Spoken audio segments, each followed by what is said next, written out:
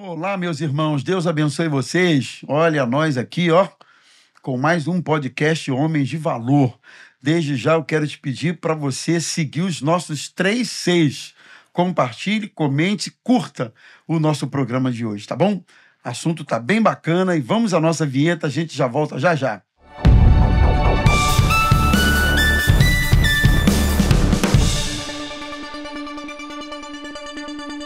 Então, gente, Deus abençoe vocês. Estamos de volta com mais um podcast Homens de Valor. E hoje nós vamos bater um papo, como sempre, sobre um assunto muito interessante, sobre o reino de Deus. Está aqui com a gente o nosso querido Vinícius, está aqui o nosso querido pastor Davi Pereira, e estamos aguardando mais um na mesa aí, que é o pastor Rodrigo. Ele já deve estar chegando, mas enquanto ele não chega, vamos começar sobre o reino de Deus. Nós vamos falar hoje, gente, sobre valores essenciais do reino de Deus. Valores. Aliás, esse termo valores, que tem a ver com o nome do ministério, né? Homens de Valor, ele surge a partir da seguinte ideia: valor é aquilo que não se negocia. Correto. Valor é aquilo que não tem preço. Não se negocia. Tudo aquilo que se negocia e tem preço, então, de alguma maneira, você está aberto à barganha, mas valor não se negocia. Então, quando a gente fala de valores do reino de Deus, o que, na verdade, a gente está tentando dizer é que são verdades absolutas, inegociáveis, né? Inegociáveis do reino de Deus. A gente, há um tempo atrás, pastor Davi e reverendo Vinícius, nós fizemos um programa sobre ética, né? Há um tempo atrás aí. E nesse meio a gente comentou sobre essa questão daquilo que não se negocia, e nós falamos da questão da relatividade, né? O tempo que nós vivemos hoje é um tempo de relativização das coisas, né? Inclusive dos valores bíblicos. Né? As pessoas relativizam isso, ou seja, tentam trazer para o seu entendimento, para a sua maneira de pensar e para a sua conveniência, as interpretações que eles querem dar acerca das Escrituras e dos seus valores. Negociando o que é inegociável. Exatamente. Então, porque agora a tendência é você adaptar as Escrituras para aquilo que você pretende usar. Você usa as Escrituras a favor das suas crenças. Aliás, eu cheguei a essa conclusão. E não o contrário. Gente. Eu cheguei a essa conclusão. Quando eu vejo algumas pessoas, pastores ou não pastores, citarem a Bíblia para tudo, que horas tem? Porque a Bíblia diz que há tempo para todas as coisas, há tempo não sei o quê, há tempo não sei o que lá. Eu estou chegando à conclusão que muitas dessas pessoas usam a Bíblia. Na verdade, essa citação, esse comportamento tem muito mais a ver com a necessidade de legitimar o que ele quer fazer através da Bíblia. Exatamente. Do que propriamente se submeter ao que a Bíblia ensina e assim viver a sua vida de acordo com isso. Né? Então, a maneira de pautar aquilo que você quer produzir a partir de uma verdade que todo mundo crê, que é a Bíblia, você fica trazendo isso para a sua vida e às vezes nem tem a ver uma coisa com a outra. Né? É verdade. E aí a gente tomou como base, vamos tomar como base um texto. Vamos dar uma lida nele? Se você que está assistindo a gente aí puder abrir uma Bíblia no celular, ligar uma Bíblia, é válido, liga aí, ou abra aí a sua Bíblia. É Marcos capítulo 9, a partir do verso 33. Diz assim: chegaram então a Cafarnaum. Estando em casa, Jesus perguntou aos discípulos: sobre o que vocês estavam discutindo no caminho? Mas eles se calaram, porque no caminho tinham discutido entre si sobre quem era o maior. Olha isso. E Jesus, assentando-se, chamou os 12 e lhe disse: se alguém quer ser o primeiro, será o último e servo de todos. Trazendo uma criança, colocou-a no meio deles e, tomando-a nos braços, lhes disse: quem receber uma criança tal como esta, em meu nome, recebe a mim. E quem recebe a mim, não é a mim que recebe, mas aquele que me enviou. Verso 38. João disse a Jesus: Mestre, vimos um homem que expulsava demônios em seu nome, mas nós o proibimos de fazer isso porque não nos seguia. Mas Jesus respondeu: Não o proíbam, porque não há ninguém que faça milagre em meu nome e logo a seguir possa falar mal de mim. Pois quem não é contra nós é a favor de nós. Pois aquele que lhes der de beber um copo d'água em meu nome, porque vocês são de Cristo, em verdade lhe digo que de modo nenhum perderá sua recompensa. Verso 42, e se alguém fizer tropeçar um desses pequeninos que crê em mim, seria melhor para esse que uma grande pedra de moinho fosse pendurada ao seu pescoço e fosse jogado no mar. Se a sua mão leva você a tropeçar, corte-a. É melhor você entrar aleijado na vida do que tendo as duas mãos e ir para o inferno, para o fogo que nunca se apaga, onde não lhes morre o verme, nem o fogo se apaga. Se o seu pé leva você a tropeçar, corte-o. É melhor você entrar na vida aleijado do que tendo os dois pés ser lançado no inferno, onde não lhes morre o verme, nem o fogo se apaga. Se um dos seus olhos leva você a tropeçar, arranque-o, porque é melhor você entrar no reino de Deus com um olho só, do que tendo os dois ser lançado no inferno, aonde não lhes morre o verme, nem o fogo se apaga. Só até aí, verso 48. Vamos parar por aqui mesmo. Então, esse texto mostra para a gente algumas verdades inegociáveis no reino de Deus. Mas antes, pastor, de eu entrar nessas verdades, uma coisa que me chama a atenção nesse texto, assim, muito impressionante, é como nós, que somos servos de Deus, e temos, assim, princípios e valores do reino, tudo bem, vamos entrar neles, mas o nosso ponto de vista é importante na maneira que a gente vive. Olha só esse texto aí.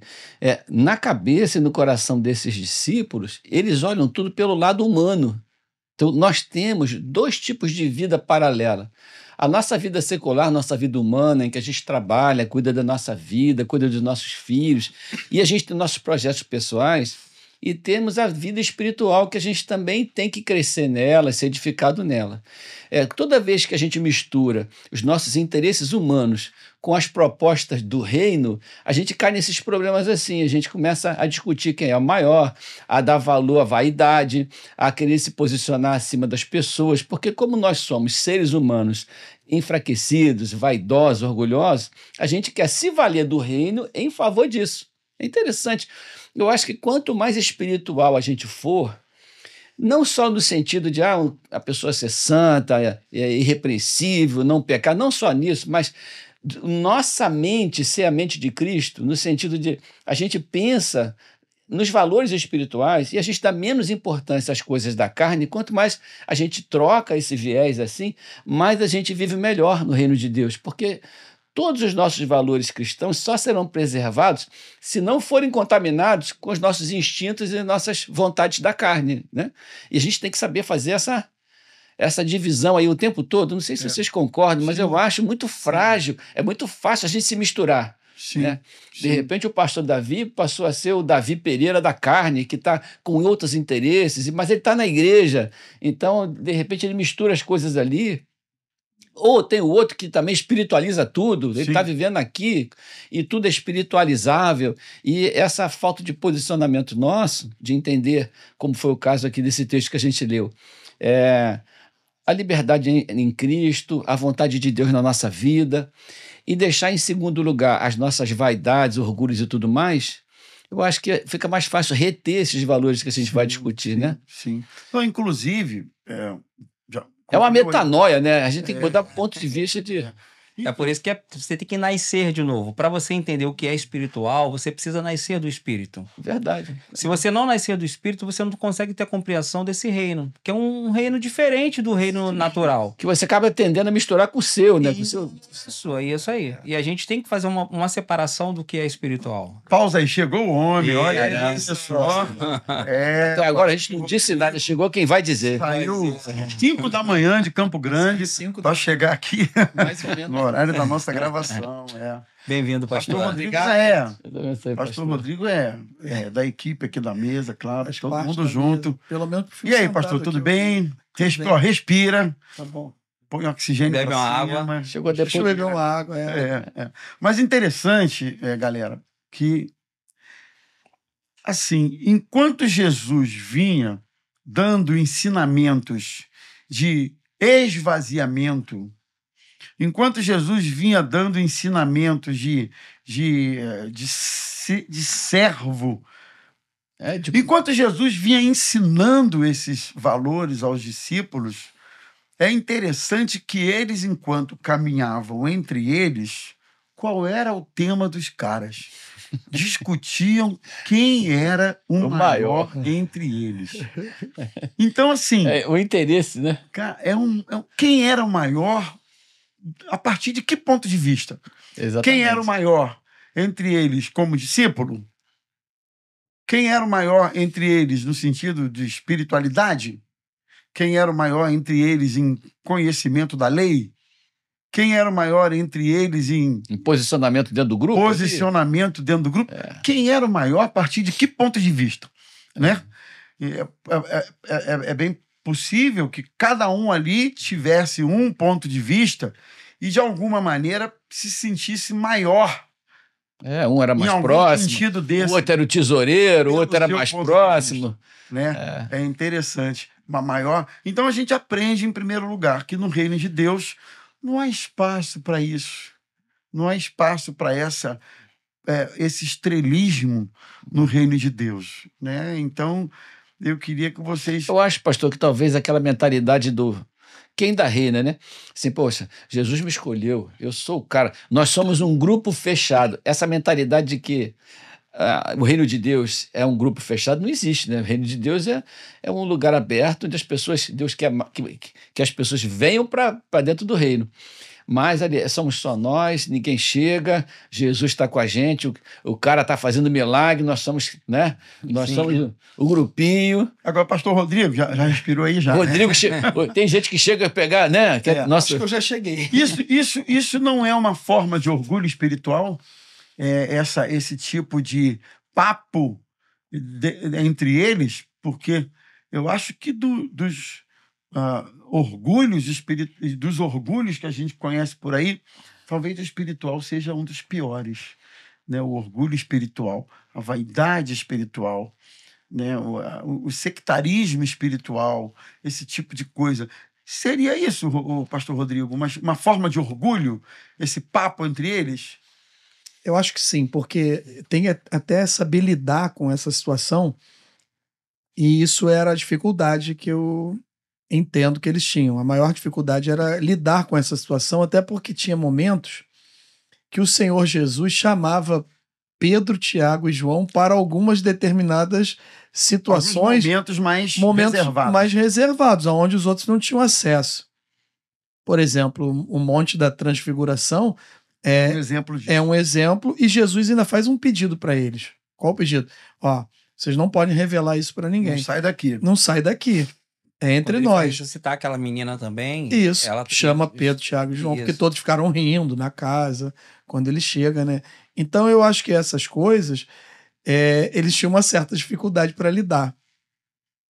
Boa. Quando a gente tem orgulho, engraçado isso, quando você faz alguma coisa boa por seus próprios meios, pelo seu próprio talento, aí você, como ser humano, você tende a ter orgulho daquilo que você fez, daquilo que você batalhou, lutou, sofreu, conquistou. Isso não é uma coisa tão errada assim, afinal de contas, você... Agora, o orgulho espiritual é esquisito porque não é mérito seu. Você sente não faz sentido. Não tem sentido. Mas eu acho que a nossa cabeça acaba sendo limitada para você fazer essa separação, né? Eu acho que muitas pessoas acabam achando que por ela ter conquistado, ela ter feito, ela acha que é mérito dela, é esforço dela. Porque, eu orei muito, eu me dediquei, eu li muito, eu estudei.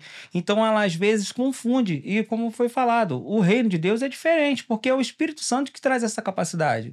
É o Espírito Santo de Deus que vai nos dar essa condição de vencer como filhos, né? Mas a gente precisa ter essa separação de saber que por mais que eu tenho que me dedicar, que eu tenho que me esforçar, eu tenho que ler a palavra, eu tenho que orar, eu tenho que jejuar, isso tudo faz parte, mas o fruto daquilo que vai acontecer pós isso não é meu, é fruto do Espírito Santo. É o Espírito Santo de Deus que faz a obra, é o Espírito Santo de Deus que vai estar dando crescimento a tudo aquilo que eu me empenhar em fazer. Infelizmente... Por isso, Vinícius, que ninguém quer que alguma coisa dê errado. Não. Todo mundo quer que tudo vá fluindo e vai dando certo. Isso. E vai dando certo. E quando as coisas vão acontecendo e vai dando tudo certo, aí que está o X da questão, que você tem que prestar atenção assim.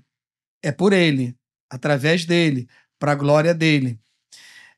Só que às vezes alguma coisinha dando errado com a permissão dele é bom para a gente aprender. Por quê? Porque Já pensou, Rodrigo, se toda vez que você pregasse, as multidões viessem na frente? Não, nem quero. Toda vez que você pregasse, fizesse uma fila de gente para dizer que sermão foi esse? Toda vez que você pregasse, você sentisse que foi a pregação, seria a nossa derrocada. Isso aí. Ainda bem que tem vezes que a gente prega que dá uma vergonha da gente mesmo, dá uma vontade de sair correndo. Fala, será que eu aprendi? Será que é isso que eu tô... Foi isso que eu fiz. E existem os dois lados. A gente às vezes acha que pregou bem a beça e ninguém comenta, nada. E quando acha que foi um tem fracasso... dia que você se lasca todo, tu sai daqui envergonhado, aí começa a ver os irmãos, essa mensagem foi pra mim, Deus tocou no meu... Que é Deus que faz, né? Tu não fica esperando tua mulher comentar, não? A minha mulher comenta. Ela não comenta nada. Eu cutuco. Quando ela não comenta, eu Chegou em cutuco. casa, não comentou nada. Será que eu exagerei? Não comentou nada, eu já tiro minhas conclusões. Foi péssimo. Mas deixa eu só finalizar, porque você Tá dá bem. alguma coisinha errada, né? Aham. É quando você percebe que tem uma situação que não tem como resolver. Tudo tá dando certo. Aí daqui a pouco você fala X, a pessoa entende Y. Aí, meu Deus, mas não foi isso que eu quis dizer. Aí você vê uma ação do Espírito Santo na tua direção, te ajudando a sair daquela situação. Aí você vê assim... E quando você fala ele X, mesmo. a pessoa entende Y, mas pro lado ruim. Pois é por E aí. aí? Quando ela entende Y pro lado bom, Então... você não quis dizer aquilo, mas ela entendeu Entendeu aquilo e aquilo. abençoou a vida dela. Ah, tá, Fica entendi. quieto. Entendi. Você não quis dizer aquilo. E ela Foi o contrário e deu um vendaval. E ela entendeu um trem totalmente diferente e ficou chateada contigo. Pois é. Aí você quer explicar, mas não foi isso que eu quis dizer. Mas então, aí que você vê que verdade. ele... Não é? É porque a gente não pode ter orgulho, né, dentro dessa questão do assunto. Porque aí a gente vê que realmente é ele que nos ajuda a sair de situações como essa. Que você falou uma coisa, a pessoa entendeu outra. Mas quando Deus vai lá e resolve e coloca no coração da pessoa, não, agora eu entendi. É tão bom, né? Mas eu costumo dizer na igreja, pastor, assim, eu entendo assim, quando a igreja tem uma vitória, todo mundo que levanta a mão na igreja, que aceita Jesus, ou que estava desviado e voltou, aquilo ali é um trabalho da igreja, é um mérito da igreja, não é um mérito de alguém em particular. Tanto que a gente nem gosta de falar muito. Fulano orou e aconteceu Exatamente, tal coisa. é. Fulano. Não foi nem mérito do pastor, Fulano foi só a mérito voz, da mas a igreja. igreja toda Coisa orou. até que assim, é uma coisa que eu acho que é fundamental, até que nós, como Maranata, né? Igreja Missionária Evangélica Maranata, eu acho isso muito legal da Maranata, que a Maranata não tem o pastor. Aquele figurão, aquele cara que é o cara da É por oração. causa dele. Tem, É por tem causa Davi dele. Pereira. Vamos Eu não sou tão grande assim. Enquanto ele não ora, ninguém almoça. Ele não chega. Assim, nós fomos fundamentados para, assim, temos os nossos pastores com muito respeito.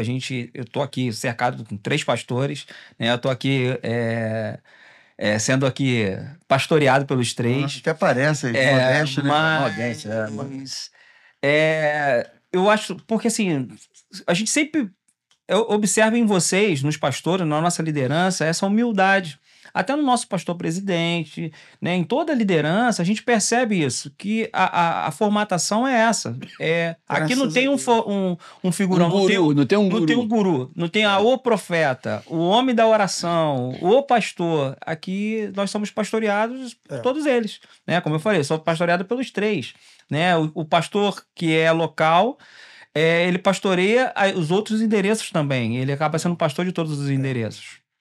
E o mérito é de todos, de quem recebeu, de quem abraçou, de quem cuidou, de quem deu a aula, de quem discipulou. Então a pessoa vai crescendo ali, porque aquela igreja, né, no todo. Eu costumo dizer. E o contrário também. Eu falo lá, né? Olha, irmãos, o irmão que sai da igreja decepcionado, que abandona a fé, decepcionado, é culpa de todo mundo. Né? Não é culpa só do pastor, não, é culpa de quem olhou, não cuidou, quem não viu. Então nós somos todos participantes da mesma graça. E temos todas limitações, e, na verdade, é Deus que dá o crescimento sempre, né? Eu costumo dizer que uma mensagem, ela vem para coroar e finalizar a obra que o Espírito Santo tem para fazer naquele dia, na vida daquela pessoa. Mas como é a igreja por um todo que está trabalhando, o sorriso que ele recebeu lá no estacionamento ou na recepção, quando ele passou pela porta, facilita muito a nossa mensagem. É isso aí. O coração já está preparado. Verdade. É isso aí. Eu estava me lembrando aqui, ainda sobre essa questão da vaidade, do orgulho espiritual, daquela palavra de Pedro para Jesus. Quando Jesus perguntou, vocês não querem me deixar? O discurso está duro. Não quer ir embora também? Foi essa passagem. É Lucas 22, Mas 33. Foi aquela passagem que Pedro disse assim, Senhor, ainda que todo mundo aí te negue, eu não te nego. E Jesus disse para ele, antes que o galo cante, você vai me negar. Eu achei aquela postura do Pedro diante do colegiado, dos demais, típica. Ele diminuiu todo mundo, né? Típica. Ele falou que estava preparado para ir com Jesus até a morte. Não vou te negar, eu estou junto contigo. Não te nego. É uma postura típica de vaidade, de orgulho, de arrogância, de autossuficiência espiritual, né? Ao que Jesus, no mesmo momento, rebate a essas palavras de Pedro, né? No mesmo momento. Então, assim, essa coisa de eu não... Todo mundo aí, mas eu não me... porque ele se destacou dos outros. Se ele tivesse falado, qualquer coisa, conta com a gente, nós estamos juntos, nós somos... Né? Pedro não sabia nem que o inimigo estava cirandando ele.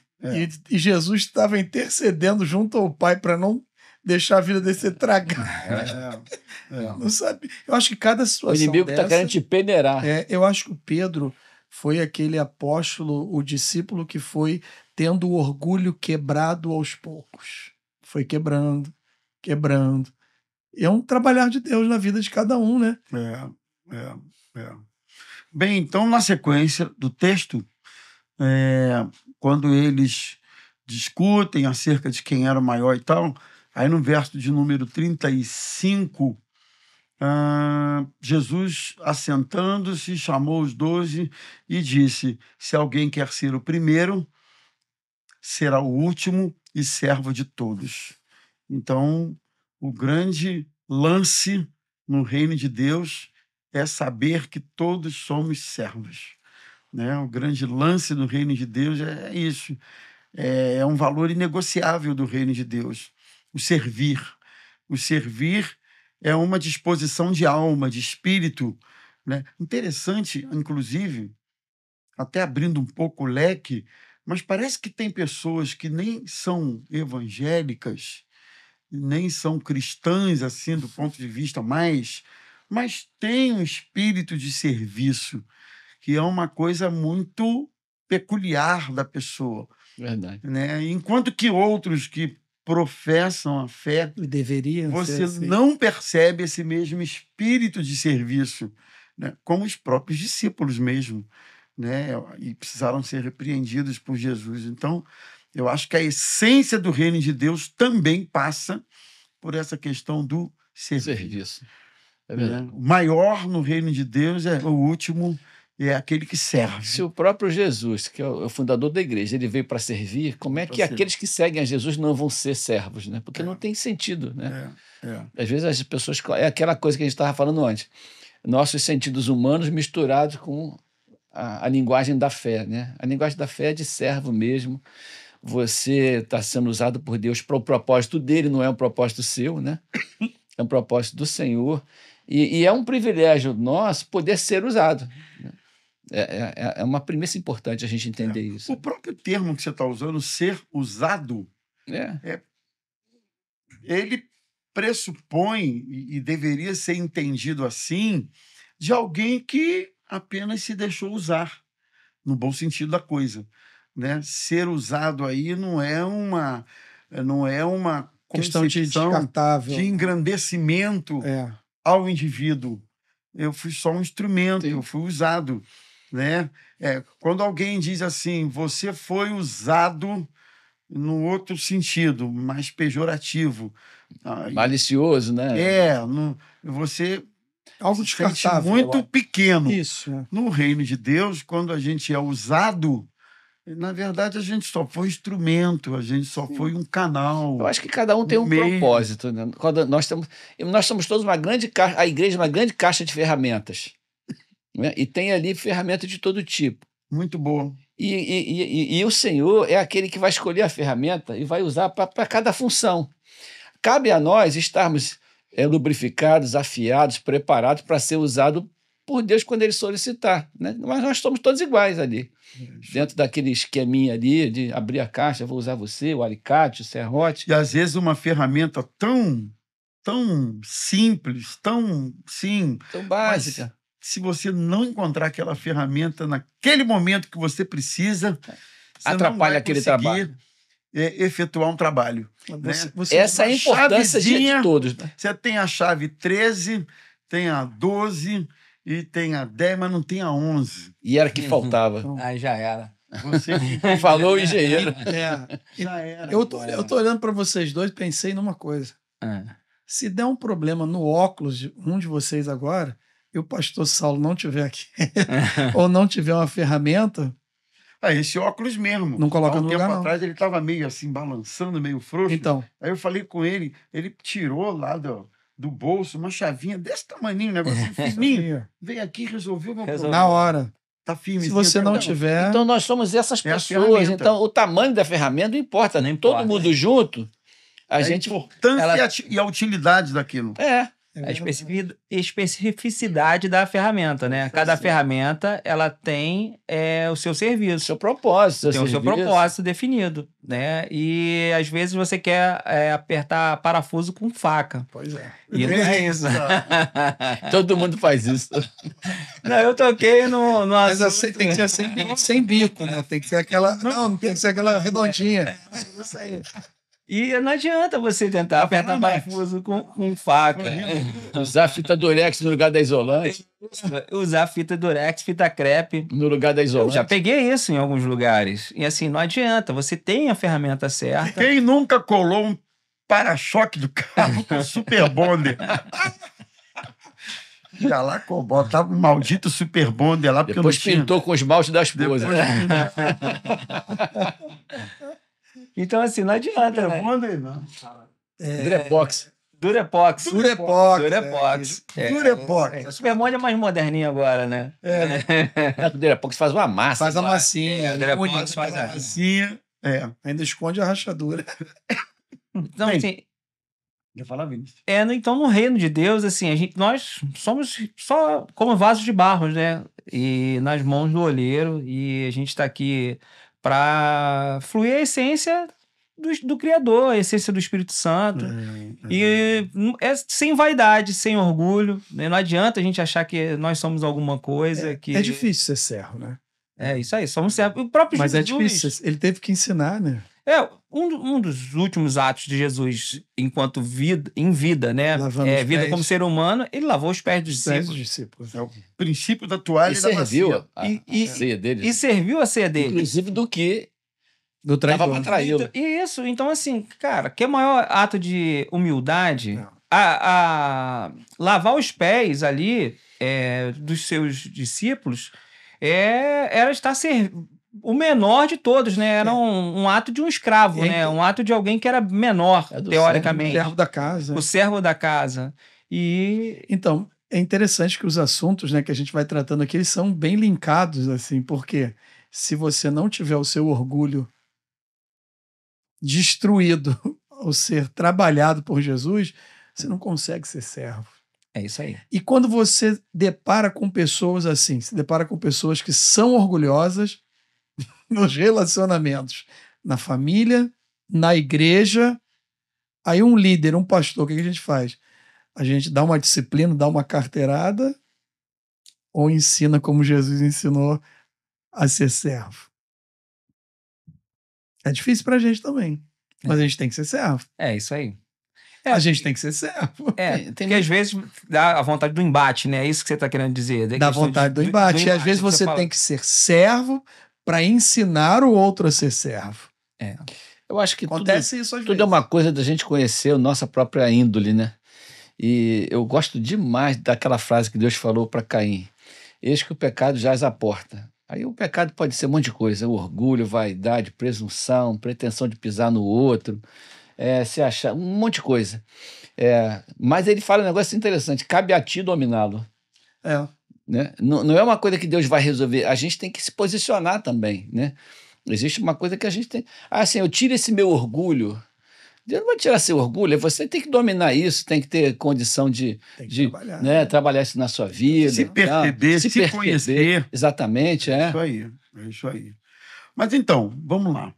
Tem também nos versos 39, 40 e 41, bem, para quem está chegando agora, né, nós estamos comentando aqui sobre valores essenciais do reino de Deus, a partir de um texto que está em Marcos, capítulo 9, a partir do verso 33, nós estamos comentando alguns desses valores inegociáveis do reino de Deus. E eu queria reforçar aqui para você dar aquela força nos 3 Cs. Curta, comente e compartilhe o nosso programa, que, por sinal, está muito legal. E uma outra coisa que a gente verifica no texto é uma palavra, uma resposta que Jesus deu a João. Muito interessante.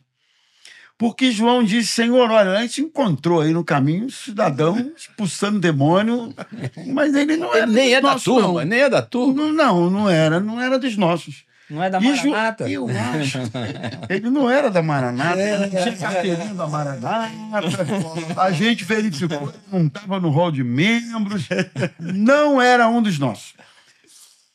E é interessante que João fala, pela descrição até, né? do texto, pressupõe isso com tanta ênfase que eu acredito que João esperava receber de Jesus um elogio. Um elogio. Bem, você é um guardião. Um reconhecimento. Você é um guardião da nossa teologia, João. Olha. Isso mesmo. Parabéns. No entanto, João tomou-lhe na cabeça. Porque Jesus falou: não, negativo. Vamos ver aqui. Texto. Rapidinho. Não proíbam, porque não há ninguém que faça milagre em meu nome e logo a seguir possa falar mal de mim. Pois quem não é contra nós é a favor de nós. E ele vai quebrando esse paradigma, né, comum a todos nós. Se não for do nosso jeito, se não for da nossa maneira, se não for para crer exatamente como nós cremos, não é dos nossos. Aí entra costumes, entra um monte de coisa. Liturgia. De liturgia a costumes, passando por teologia, doutrina, estilo e tudo mais que se possa imaginar. E eu acho muito revolucionária, se é que eu posso usar essa expressão, se alguém tiver uma melhor, essa resposta de Jesus. Foi mesmo. Muito revolucionária, foi bastante quebra de paradigma. É uma palavra contemporânea para todo o tempo. A gente trabalhou junto no encontro de casais, já eu e o pastor Davi. Nós não éramos nem pastores quando a gente trabalhava lá no encontro. E eu lembro que uma vez eu e Mary fomos Depois do quilômetro 32, já é Nova Iguaçu, a gente foi fazer uma inscrição de um casal para o encontro. E esse casal é da Maranata de Campo Grande. E chegamos lá por volta de quase 8 horas da noite. Chegou um ponto que não tinha mais asfalto. Estrada de chão. E tinha chovido 2, 3 dias antes. Então era buraco, lama. E a gente foi. Vamos embora. Vai. Tinha negócio de GPS na época, não era. Ligando, pegava a ligação, daqui a pouco não pegava. Era radinho, passando Nextel, indo, até chegar na casa. Só que teve um momento, acho que uns 300 metros antes dessa casa, que tinha 4 pessoas numa casa, assim, uma igreja. 4 pessoas. 2 mulheres, aquele vestidão, e 2 homens de terno e gravata, um pandeiro e um microfone. Meu pai. Eles adorando a Deus. A gente passou tão devagar por causa do buraco que deu para perceber o pessoal chorando. A que tu acompanhou o culto todo ali naquela chorando. E eles estavam sentindo a presença de Deus ali, acredito que sim. Quando nós passamos, eu falei assim, interessante, né? Vamos tirar as pessoas da nossa igreja, trazer 4 pessoas para cá e pedir assim, adora desse jeito, tira esses 4 daqui, coloca dentro do templo lá de uma das nossas igrejas e fala assim, é desse jeito, adora aqui. A pessoa vai se sentir um peixe fora do aquário. Ela vai ficar, sabe como? Interessante, eu não consigo aqui. Não é o ambiente que ela está acostumada. Mas esse aí... Esse foi o... mas eu falei em questão de a gente analisar a liturgia. A liturgia, tudo, e pensar assim, fala sério, desse jeito aí, mas você nada a ver. Cara, eu me lembrei estou fazendo a obra, estou adorando. Essa era a dúvida da mulher samaritana. Sim, do Monte Gerizim ou do templo em Jerusalém. Não, mas afinal, onde é que é para adorar? Nossos pais dizem que é em Jerusalém, ou vocês dizem que é em Jerusalém, nossos pais dizem que é no monte. Onde que é o lugar da adoração? E Jesus diz que o Pai procura adoradores que adorem em espírito e em verdade. Então, onde é que está a verdade na adoração? Enfim, eu queria que vocês comentassem um pouquinho, porque esse tempo que nós estamos vivendo ficou conhecido como o tempo da polarização. E a polarização, vocês sabem disso, ela transcendeu a questão política, né? Que eu me lembre, estou com 35 anos, nos meus 58 anos, que eu me lembre, eu não me recordo ter visto um tempo de polarização tão acirrado política, assim, né? Tão acirrado como esse que a gente viveu recentemente, né? E isso transpôs a questão política e foi da igreja, e foi para os meios religiosos, e famílias, né? Famílias se dividindo, não se falam até hoje, conta disso, enfim, né? E então, assim, se não é do meu jeito, se não ficar do meu jeito, não serve.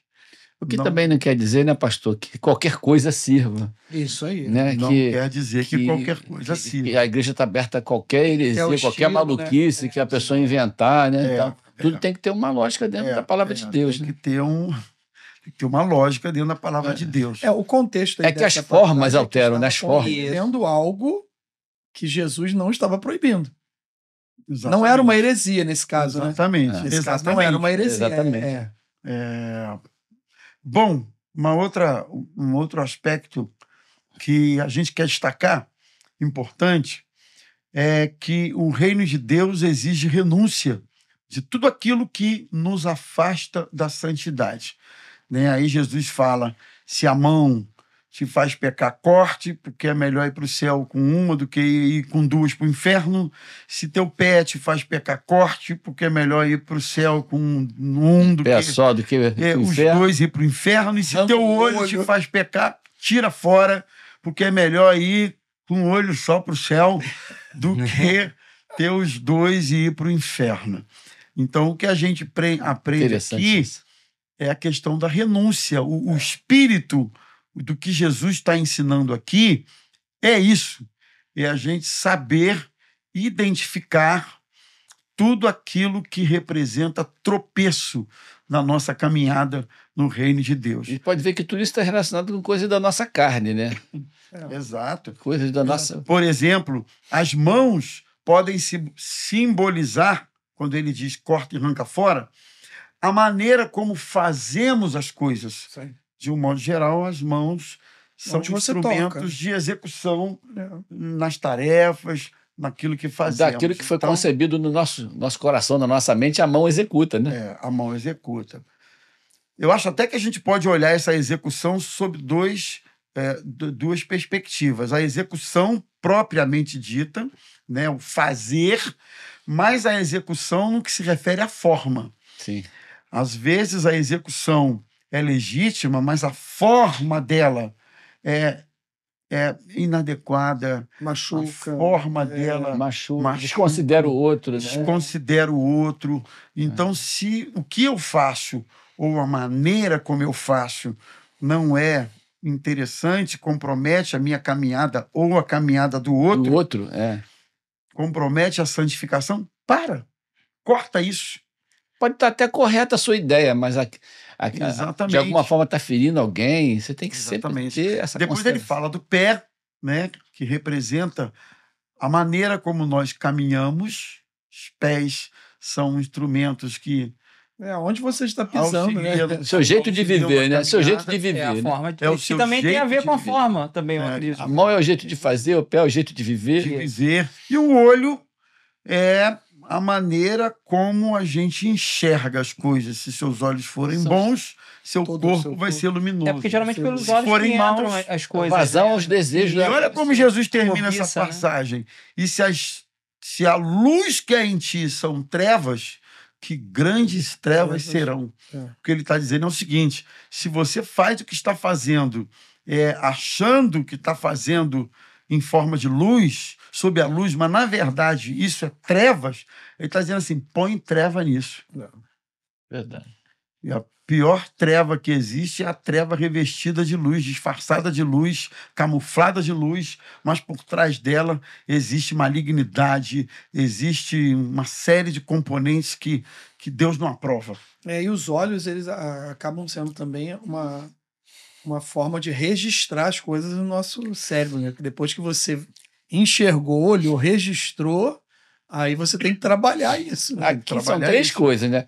Tanto aquilo que você faz, quanto a maneira como você vive, quanto aquilo que você deseja, pode não estar alinhadas com aquilo que Deus quer. Então você pode estar fazendo para si, e não para Deus, não para o reino. Não para o reino. Aí é aquela questão, de que maneira você coloca o que dirige a sua vida, né?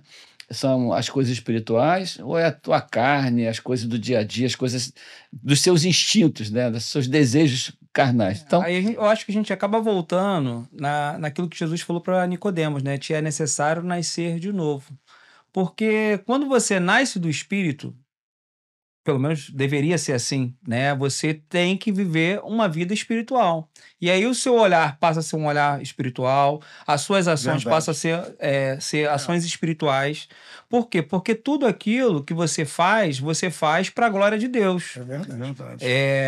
Quando você recebe a revelação da natureza de quem você é, a partir do Espírito Santo, a partir da tua natureza divina, que é dada, né, através do Espírito Santo, que vai te transformar em uma nova criatura, as nossas ações, a nossa forma de olhar, de tocar, de agir, isso tudo tem que ser influenciado pelo Espírito Santo. E aí a gente passa a não mais viver segundo as necessidades da carne. A gente precisa estar subjugando a carne às ações do Espírito Santo. E a gente precisa realmente tomar a forma de filhos, né? Filhos espirituais, para poder fazer a diferença. Bem, e para a gente finalizar esse nosso papo, no final aqui, quando Jesus vem falando, melhor cortar uma mão do que ter as duas e ir para o inferno. Melhor cortar um pé do que ter os dois e ir para o lugar onde que o fogo não se apaga. Melhor cortar um olho do que ir para um lugar onde o bicho não morre. No reino de Deus também é uma verdade que existe uma condenação eterna. Não é? Verdade. Isso é uma verdade absoluta. E que todo mundo finge ignorar, né? Esse papo de dizer, não, Deus ama todo mundo é filho, todo mundo não sei o quê, tá tudo certo, vive do jeito que você quiser, que no final vai dar tudo certo. E o que a gente aprende aqui é um alerta de Jesus sobre a necessidade de buscar a santificação, uma vida pautada no reino de Deus, porque disso depende a nossa salvação, né? Claro que todas essas práticas, elas acontecem em função de uma conjugação da disciplina que o pastor Davi falou, né? Da atitude, do querer da pessoa, do desenvolver a salvação, que acho que Paulo fala sobre isso, né?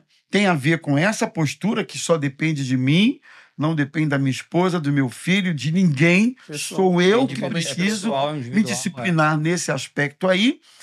Mas também vem a questão da graça de Deus, que me capacita, que me unge, que me dá condições de cortar aquilo que a minha carne vai sentir falta, um braço faz falta, trazendo novamente a metáfora que Jesus fez, uma perna faz falta, um olho faz falta, algumas coisas na nossa vida, elas podem até fazer alguma falta, né, nesse tempo presente, mas se comprometem a nossa eternidade, Jesus está falando, tira, remova.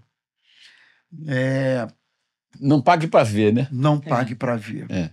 Então, galera, a gente está caminhando para o final desse nosso papo, mais um podcast, em que a gente tratou sobre verdades do reino de Deus, valores essenciais do reino de Deus. E nós gostaríamos de dizer a todos vocês que acompanharam a gente até aqui nesse papo gostoso, que dá vontade de a gente ficar mais e mais. É mesmo. Mas a gente também não quer cansar você, né? Melhorou bastante depois que o pastor Rodrigo chegou. O Rodrigo chegou, o negócio subiu de patamar. É Eles verdade. Falando sobre o assunto, aí vamos deixar cheio de todo orgulho. Então, gente, Deus abençoe vocês. Sigam em paz, que a paz de Cristo seja o árbitro no seu coração. Amém. Não abra mão desses valores, tá? Para quem chegou depois ainda, ou quase agora, nossa reflexão de hoje foi sobre esse tema, valores essenciais do reino de Deus, pautado em Marcos capítulo 9, a partir do verso 33. Depois você dá uma espiadinha lá e medite com calma, tá bom? Deus abençoe você, um grande abraço e até a próxima. Tchau, tchau. Amém, tchau, tchau. Deus abençoe.